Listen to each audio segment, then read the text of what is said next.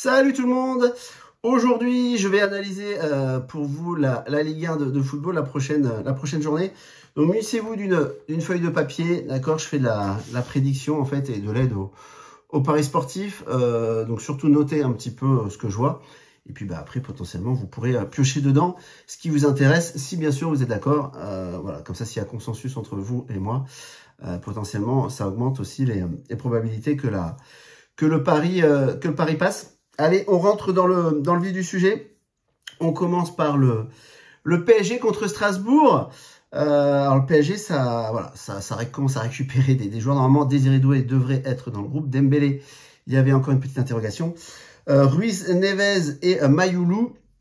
Alors tous les trois, ils seront peut-être pas dans le groupe, mais potentiellement, il y en aurait 2 sur 3. Donc ça y est, le PSG commence à avoir la majorité de son effectif. Alors sans beaucoup de joueurs, ils ont quand même réussi à faire des résultats. C'est ça qui est quand même fou. Il y a une génération qui pousse. Côté Strasbourg, Emega n'est pas là. Voilà. Donc Sarr n'est pas là non plus. J'étais en train de regarder mes notes. Sarr n'est pas là non plus. Ça fait quand même 2 gros absents. Ça va être compliqué. Ça va être compliqué. Moi, j'aime bien Strasbourg cette année. Je les ai pris top 6 en pari long terme. Voilà, quand la cote était encore à 2,50 de mémoire. Voilà, je les vois. C'est un peu l'équipe surprise pour moi du championnat. D'ailleurs, pour l'instant, ça le prouve. Là, ça va être compliqué au PSG quand même. Ils ont quand même deux gros manques. Donc, PSG à 1,24. C'est un peu faible. Après, ça reste le PSG. À savoir quel état physique, on va dire condition physique aura Doué s'il revient. 1,24, je trouve ça un peu juste. Après, pourquoi pas le noter pour potentiellement, si vous trouvez autre chose, s'il y a autre chose qui vous inspire dans ce que je vais vous dire, de la combiner avec autre chose. Je répète qu'une cote de 1,30 x 1,30, ça fait du 1,69, que j'estime en combiner pas mal. Voilà, vous m'entendrez jamais parler par contre de combiner de la mort avec 10-15 paris à l'intérieur. Parce que je le fais pas et c'est pas rentable sur le long terme. Autant aller jouer au loto. Voilà. On va passer à Nice-Lyon. Alors, Nice-Lyon. Alors, Lyon, en ce moment, on va dire que c'est plutôt la surprise du championnat. Pourquoi c'est une surprise pour moi? Parce que quand on voyait tous les déboires qu'il y avait avec Textor, c'était compliqué de se dire, voilà, avec l'effectif qu'ils allaient avoir, ils allaient faire un tel début de saison. Mais ils ont réussi quand même à se débrouiller, les Lyonnais. Et ce qui est fou, c'est que ça gagne souvent d'un but. Voilà, c'est assez chirurgical. Même si contre Toulouse, le dernier match, ils gagnaient 1-0 jusqu'à la 90e. Et Toulouse, je crois que c'est Emerson, je crois, qui marque 2 buts. Donc, voilà. Sinon, Lyon, potentiellement, avait 3 points de plus encore. Après, vous allez dire, c'est le foot. Donc, Nice-Lyon. Nice, franchement, pour moi, je l'ai dit en début de saison, je n'y croyais pas trop. C'est voilà, je sais pas pourquoi. Alors déjà en Coupe d'Europe, vous le voyez que c'est compliqué. Ils doivent gérer tout ça. Donc moi, j'irai plutôt et j'aime bien. Alors, Lyon au match nul à 1,50. Je pense que ça va être difficile à Nice de trouver la faille. Et puis, les Lyonnais, ils peuvent marquer un but. Donc, je vois potentiellement un match nul entre les deux équipes. Donc, pour moi, Lyon au match nul à 1,50, je trouve plutôt pas mal. Lyon est capable de ramener un point de Nice. Et j'ai vraiment du mal à voir Nice battre Lyon à la régulière, bien sûr. S'il y a des cartons rouges dans l'histoire, ça sera différent. Mais bon, on va dire qu'en avant-match, comme ça, pour moi, le 1,50 de Lyon au match nul, j'avoue que ça me fait de l'œil. Voilà, tout simplement. Alors après, quand Winamax, il y a 86 personnes qui ont joué sur la 50. Ne vous fiez pas à ça. Pour avoir été un ancien codeur sportif et un bookmaker, c'est plutôt du marketing qu'autre chose, pour attirer les gens potentiellement sur cette code-là. Enfin, en tout cas, moi, de l'analyse que j'en ai du match, vu la solidité de Lyon cette année, le 1,50 match nul ou victoire de Lyon me fait de l'œil. Donc, c'est pour ça que je vous le soumets. Angers-Monaco, alors on va éviter ce match-là. Monaco vient de changer d'entraîneur. Ils ont pris l'entraîneur de la Saint-Gilloise. Pour ceux qui suivent mes autres vidéos, quand je parle de la Ligue des Champions, la Saint-Gilloise, je vous en avais parlé en début de Ligue des Champions, pour potentiellement une place entre 9 et 24. Bon, là, sans l'entraîneur, bien sûr, ça va être sur l'entraîneur, en tout cas même mythique, même si ça fait pas longtemps qu'il est là-bas. Il les a quand même amenés au titre de champion l'année dernière. Donc à Monaco, bah, j'espère pour Monaco qui fera le taf. Mais là, par contre, voilà, il arrive, il faut qu'il pose ses bases. Brest, comme vous voyez, c'est mon club de cœur. On a été gagné à Angers, donc je vois à peu près le niveau d'Angers. Monaco a les armes pour aller battre Angers, bien sûr. Après un 57, est-ce que à l'extérieur, est-ce que je mettrais quelque chose dessus? Franchement, je sais pas trop. Je sais pas trop. Je pense que Monaco est au-dessus, mais bon. Il y a un nouvel entraîneur, on va lui laisser un peu de temps et on va voir déjà, voilà, pour la semaine prochaine, la Ligue des Champions, ce qu'on pourra faire avec Monaco. Mais là, je laisse passer ce match-là. J'ai envie déjà de voir ce que peut donner au niveau tactique le nouvel entraîneur, parce que je ne sais pas du tout comment il va jouer. Marseille-Le Havre. Marseille, gros favori sur ce match-là. Alors, je vous montre quelque chose. Marseille est coté à 1,24 à 25 contre Le Havre et le PSG est coté à 1,24 contre Strasbourg. Alors, est-ce que la cote de Marseille, victoire sèche contre Le Havre, est plus intéressante que la cote du PSG contre Strasbourg en victoire sèche? Bah tiens, mettez-moi en commentaire si vous êtes plus sur cette cote-là de 1,25 pour Marseille contre Le Havre ou PSG contre Strasbourg, parce que vous voyez, c'est pour les bookmakers, les forces en présence, la puissance, on va dire, des forces en présence, si je peux m'exprimer ainsi, c'est la même chose. Voilà. Pour eux, il y a le même écart entre PSG et Strasbourg que Marseille et Le Havre. Entre guillemets, c'est ça. À vous de voir. J'avoue que je ferai plus confiance au PSG, moi. Personnellement, c'est pas que j'aime pas Marseille, mais bon. Voilà. Marseille, toujours une ambiance particulière. Gouiri, là, par exemple, il est blessé, je pense qu'il ne jouera pas. Après, ils ont eu du temps, là, pendant la trêve aussi, De Zerbi a eu du temps pour potentiellement mettre des choses en place. Mais potentiellement, j'irais plutôt vers le PSG à 1,25 et pas Marseille. J'aurais plus de doutes là-dessus. Donc, voilà. Après, vous pouvez le noter et voir ensuite ce que vous en ferez une fois que ce sera sur votre feuille, quand il faudra faire votre choix. Lens PFC. Alors, j'ai vu le PFC à domicile. Brest avait perdu 1-2, mais bon, j'avais expliqué dans cette vidéo que c'était pas mérité. Alors, Otavio sera là, qui est le général en chef de la défense du PFC. Donc, très important de regarder quand il est là et quand il n'est pas là, parce que le rendement de la défense change. Donc là, il est là. Les Melou, que je connais bien, qui jouait à Brest avant, qui était notre meilleur milieu avec Camara qui est parti. Voilà, techniquement, il est très très bon. C'est une très bonne sentinelle et je pense que voilà. Maintenant, ça va faire quelques matchs qu'il a avec le PFC. Je pense que ça va tourner. Lens, bon. Lens, c'est qui? C'est Thauvin, bien sûr. Il n'est pas seul. Il y a Abdallah Sima, que j'ai connu à Brest l'année dernière en Ligue des Champions. Il était venu avec nous et il avait plutôt cartonné sur les 2-3 premiers matchs de Ligue des Champions. Donc Abdallah Sima, voilà, j'adore comme joueur et je pense qu'il sera titulaire. Par contre, petit souci à Lens, la tribune Marek va être fermée, voilà, pour pyrotechnie, enfin bon, bref, vous avez compris, donc 4200 spectateurs en moins, et c'est la tribune qui met beaucoup d'ambiance. Donc voilà, ça fera moins un chaudron lensois, hein, comme potentiellement on peut le connaître. Donc là-dessus, et le PFC, je trouve que c'est pas mal. Voilà, je trouve que c'est pas mal, c'est assez cohérent ce qu'il propose. Donc moi, je serais tenté par un PFC avec un handicap de plus 1,5 but à 1,30. Voilà, j'avoue que ce pari-là me fait de l'œil. Il faudrait que Lens gagne 2-0 ou 3-1 pour que le pari passe pas.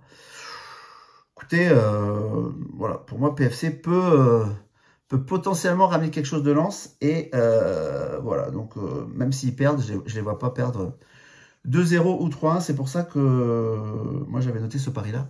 À 1,30 pour le PFC. À Lens. Lorient-Brest, le derby breton. J'y serai pas, voilà, même si c'est pas loin de chez moi. Mais en tout cas, ce que je peux vous donner comme info sur Brest, c'est que la dernière fois, le dernier match qu'on a fait avant la trêve, on était vachement décimés devant. Franchement, quand on a joué contre Nantes, on aurait eu, pas tous ces blessés là, on battait Nantes, c'était sûr. Mais là, il y a Del Castillo qui revient. C'est notre offensif droit. C'est lui notre créateur. Donc, on va dire que je ne vois pas perdre à Lorient. Voilà. Si on a vu la même équipe que la dernière fois, voilà. Là, avec Del Castillo en plus, je ne vois pas perdre à Lorient. Chotard Magnetti au milieu, c'est très bien, ça fera le travail. Ludovic Ajorc, Le monstre devant au niveau de la tête. Il fait partie des top 10, j'ai vu passer ça. Top 10 meilleurs joueurs européens de la tête de ce début de saison. Ce qui ne m'étonne pas. Et on va sûrement plater Mboup à gauche, voilà, parce que Baldé ne sera pas revenu de blessure. Mais bon, Pathé MB, Ajorc, Del Castillo devant, ça me va. Magnetti Chotard au milieu, ça me va. Est-ce que Kamori Doumbia, qui va de retour du Mali, jouera ou qui on mettra à sa place, on verra bien. Mais voilà, je pense que Brest, ça va être cohérent. Et on est capable de ramener un point de Lorient. Parce que Lorient, ah bah oui, ça je vais vous montrer. Lorient, si je vous montre le classement, pardon, je suis là. On va prendre un domicile. Voilà, quand j'ai préparé la vidéo, j'étais allé voir ça. Vous dites Lorient à domicile, waouh, pas mal. 2 victoires, 1 défaite. Voilà, bref. Ok, faut creuser en fait. Bon, là, ils perdent 1-7 contre Lille. Bon, pour restituer les choses, nous, Brésil, c'était 3-3. Ok, voilà. Même si les matchs sont différents, il n'y a pas de souci. Ici, il gagne 4-0 contre Rennes. Oui, enfin, Rennes joue à 9, d'accord. Ici, il gagne 3-1 contre Monaco, certes. Mais Monaco jouait à 10. Voilà. Je voudrais bien que le match Lorient-Brest se joue à 11 contre 11 et on verrait vraiment le niveau, vrai niveau des Lorientais. Parce que pour moi, comme je l'ai dit, et j'ai rien contre Lorient, je suis content quand il y a des clubs bretons en Ligue 1, il n'y a pas de souci. C'est-à-dire qu'aujourd'hui, ils ont 7 points, ils ont pris 6 points parce qu'à chaque fois, ils jouaient en infériorité numérique. Donc pour moi, alors je ne dis pas qu'ils auraient perdu, mais on va dire qu'ils gagné, ils auraient fait match nul. Au lieu d'avoir 7 points, pour moi, je pense que Lorient, leur vrai niveau, c'est 3-4 points et ils seraient dans la charrette. Voilà pour moi aujourd'hui comment j'analyse Lorient. J'ai de la famille qui est supporter de Lorient, qui vit à Lorient, qui me raconte un peu les matchs. Bon, ils me disent que c'est compliqué quand même. Donc voilà, à moins que Lorient se réveille contre Brest, je vois plutôt Brest tenir et potentiellement ramener quelque chose de Lorient. Donc on peut partir sur une double chance. J'ai vraiment du mal à nous voir perdre. Alors après, on a Majeki dans les buts, le goal de, voilà, j'allais dire c'était autour de 1,50, 1,47. Voilà, Brest ou match nul, je trouve ça très très bon à Lorient. On verra bien, mais bon, je vous dis, je pense qu'on peut marquer un but. On peut s'en prendre un aussi, suivant si Majeki est bien luné ou pas. C'est le gardien polonais que Monaco nous a prêté, qui a eu des débuts difficiles. J'espère qu'il a pris ses marques, qu'il a pris confiance et qu'il va nous sortir un bon match. Donc pour moi, ce sera, et là c'est pas le cœur qui parle, hein, ouais, je raisonne par rapport aux blessés que Brest peut avoir, par rapport à ce que j'ai vu de Lorient. Là, je viens de vous expliquer que Lorient à la maison, ok, ça a 2 victoires, mais pour moi, c'est biaisé. Donc c'est pour ça que je pense que le pari à prendre, ce serait Brest ou nul à Lorient. Voilà pour moi. Vous pouvez l'écrire sur votre feuille, vous ferez votre choix après. Rennes-Auxerre. Alors là, Rennes, c'est illisible. J'y arrive pas en début d'année. Pour ça que je prends rien sur eux d'habitude. Abid Bey, il est un peu chahuté. Je sais pas s'il va rester ou s'il va être, limite ses fonctions. J'en sais rien, mais en tout cas, Rennes pour moi c'est illisible. Voilà, on gagne du temps. Je passe. Toulouse, même chose. J'arrive pas à lire Toulouse en fait. C'est potentiellement en début d'année, j'imaginais pourquoi pas dans la charrette. Ils ont gagné à la dernière minute à Lyon. Ils ont gagné aussi le premier match de l'année, je sais plus où c'était Sidibé qui avait marqué. Donc ils ont pris 6 points là. On va dire, je sais pas trop d'où ça sort. Voilà, parce que si vous les enlevez 6 points, 4, alors admettons que ils auraient, au lieu de faire des victoires, ils auraient pris 2 nuls. Ils auraient 6 points, bah Toulouse serait là quoi. Voilà, c'est toujours pareil. Après vous allez me dire avec 10 si on coupe du bois, il n'y a pas de souci. Mais en tout cas, voilà, c'est aussi à prendre en compte quand vous analysez un match. C'est pas juste victoire ou défaite, c'est aussi de voir le scénario du match. Donc je passe parce que j'ai pas de visibilité, voilà, je sais pas trop. Et j'aurais plutôt été sur un Metz potentiellement avec un handicap, mais Metz aussi cette année, c'est compliqué. Hein. C'est compliqué. Donc voilà, ce match-là, je passe, on gagne du temps. Plus intéressant déjà Nantes-Lille derrière. Pourquoi? Parce qu'on a quelques infos. Le Pénan est blessé. Voilà, milieu de Nantes. Donc ça leur fait quand même, voilà, ça leur enlève un très très bon joueur. Coquelin, bah il n'est pas là. Tati, il est aussi pas là, il est off. Donc c'est Mwanga qui part en défense centrale. Donc ça, au milieu de terrain, ça se dépeuple. Donc en gros, Pour avoir vu le match avant la trêve Brest-Nantes, bon, Ablin, on est bien sûr, c'est le meilleur joueur de Nantes. Ami Nantais, vous avez un super joueur, hein, d'accord. Heureusement que vous l'avez gardé cette année. Je pense que grâce à lui, vous allez vous sauver. Mais sinon, c'est compliqué, quoi. Sinon, c'est compliqué. Voilà, c'est nous, honnêtement, Brest-Nantes, Nantes ramène un point, mais on aurait eu Del Castillo, rien que Del Castillo en plus, je pense qu'on gagnait le match, en fait. Voilà, j'y étais, donc je vous en parle en connaissance de cause, et c'est pas mon cœur de supporter qui parle, voilà, c'est factuel, de ce que j'ai vu. Donc moi, et Lille, et ben voilà, Lille en ce début de saison, c'est plutôt pas mal. Papy Giroud, il est là. Quand Lille a tout le monde, Perrault, André, parce que je crois que c'est eux qui manquaient la dernière fois. Alors oui, problème, leur goal, Ozer, qui est parti du rassemblement turc. Est-ce qu'il va être sanctionné ou pas? À voir. Il était légèrement blessé. Est-ce que il est vraiment blessé? À voir aussi. Ok. Ozer à Lille, hein, c'est celui qui a arrêté 3 pénaux à la Roma pour mettre dans l'ambiance.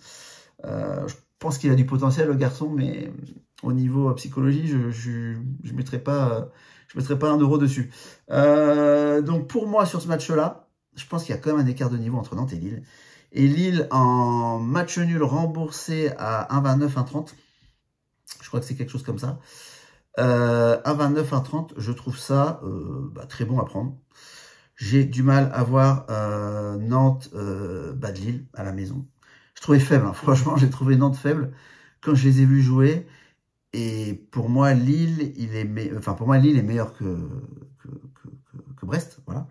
Même si on avait fait 3-3 contre eux au premier match de la saison. Donc, match nul remboursé Lille, 1,29, 1,30, voilà.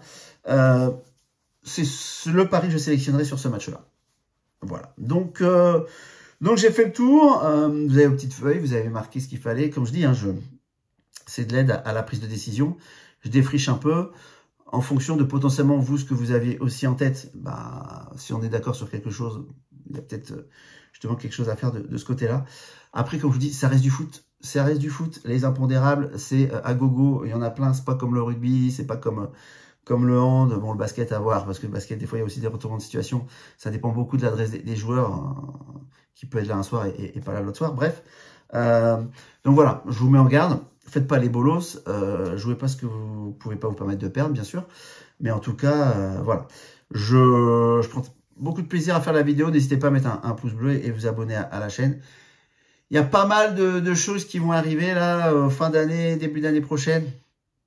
J'ai pas mal de projets, donc si vous voulez être au courant de tout ça, n'hésitez pas à me suivre, voilà.